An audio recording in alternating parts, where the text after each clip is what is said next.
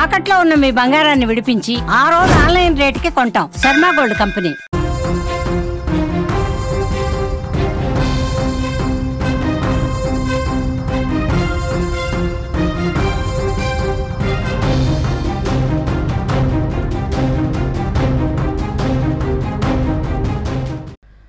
Breaking news చూస్తున్నాం. భద్రాచలంలో ఘోర ప్రమాదం చోటు చేసుకున్నట్లుగా తెలుస్తోంది.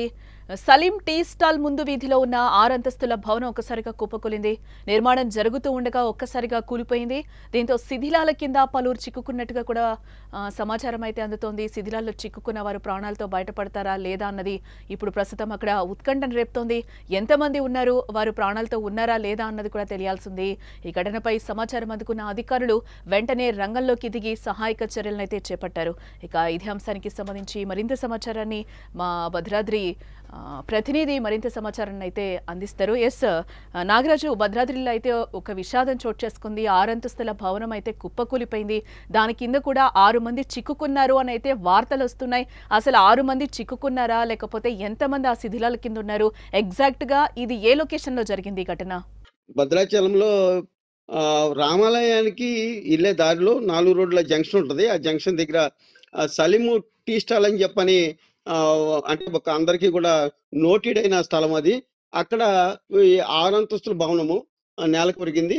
ఈ భవనంలో దాదాపు ఫస్ట్ వచ్చిన వార్తలు అయితే మాత్రం 6 దాకా చనిపోయారని చెప్పని వచ్చినాయి. కానీ ఒక ఇద్దరు ఉన్నారని చెప్పని అక్కడ వాళ్ళతో పాటుగా మేస్త్రులు కానీ అక్కడ కూలి పని చేసుకునే వాళ్ళు కానీ ఇద్దరే ఇరుక్కున్నారని చెప్పని కూడా మనకి తెలుస్తుంది. వాళ్ళ దగ్గర నుంచి కూడా బయట నుంచి మనం అరుస్తుంటే వాళ్ళ దగ్గర నుంచి కూడా జవాబు అయితే వస్తుంది జానకి.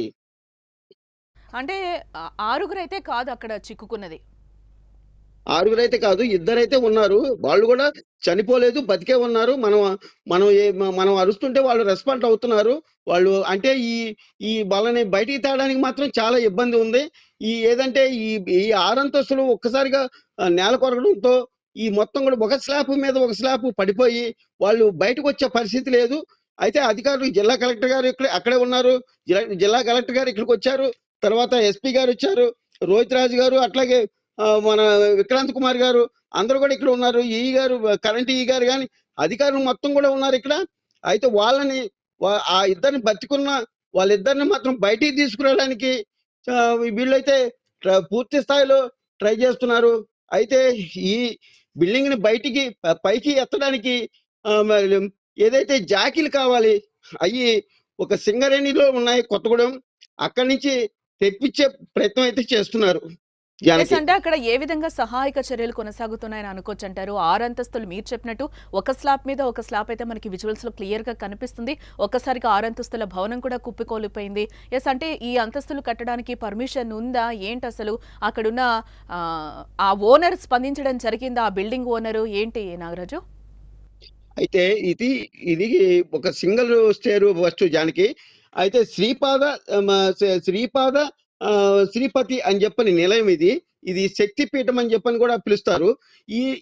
ఇది సింగిల్ స్టేర్ ఉండేది. ఇది పాతది. ఈ పాత దాని మీద అదే పునాదుల మీద ఇతను మళ్ళా 5 స్టేర్లు కట్టడం జరిగింది. ఇది కట్టేటప్పుడు కూడా నిలబడదని చెప్పిన చుట్టుపక్కల వాళ్ళు కూడా చెప్పడం, ఇతనికి హెచ్చరించడం కూడా జరిగింది. కానీ భద్రాచలంలో అయితే మాత్రం ఇది పర్మిషన్ అయితే ఉండదు. భద్రాచలంలో పర్మిషన్ 2 స్టేర్ల వరకే పర్మిషన్ ఇస్తారు. తదుపరి స్టేర్లు పర్మిషన్ కావాలంటే వరంగల్ నుంచి తెచ్చుకోవాలి. ఈ బిల్డింగ్ కి పూర్తిగా కూడా పర్మిషన్ లేదని చెప్పని అధికారులు భావిస్తున్నారు. ఎస్, అంటే ఇప్పుడు ప్రస్తుతానికి ఎంతమందికి గాయాలయ్యాయి, ఎంతమంది శిథిలాల కింద చిక్కుకున్నారని అనుకోవచ్చు అంటారు? వారు త్వరగా బయటకు వచ్చే అవకాశాలు కనిపిస్తున్నాయా? ఎగ్జాక్ట్ అక్కడ సిచ్యువేషన్ ఏ విధంగా ఉంది అనుకోవచ్చు అంటారు నాగరాజు గారు? ఇప్పుడు ప్రజెంట్ అయితే ఇద్దరు మాత్రం ఈ బిల్డింగ్లు శిథిలాల కింద అయితే ఇద్దరు మాత్రం ఉన్నారు. వారు బతికే ఉన్నారు. వారు మనం మాట్లాడుతుంటే వాళ్ళు రెస్పాండ్ అవుతున్నారు. వాళ్ళని బయటికి తేవడానికి అయితే మాత్రం చాలా ఇబ్బందే ఉంది. ఎందుకంటే ఒకదాని మీద ఒక స్లాబ్ పడిపోవడంతో వాళ్ళు బతికే ఉన్నారు, కానీ బయటికి రావడానికి అయితే వాళ్ళకి మార్గం లేదు. ఖచ్చితంగా వీళ్ళు బయటికి రావాలంటే వాళ్ళని ఏదైతే జాకీల ద్వారాగా సింగరేణి నుంచి కొత్తగూడెం నుంచి తెప్పించిన జాకీల ద్వారాగా పైకి లిఫ్ట్ చేసి వాళ్ళని బయటికి తీసుకొచ్చే మార్గం అయితే ఉందని చెప్పని అధికారులు భావిస్తున్నారు. వాళ్ళని సురక్షితంగా బయటికి తీసుకొచ్చే ప్రయత్నం అయితే చేస్తున్నారు Janaki. Right Nagaraju, thanks for the updates.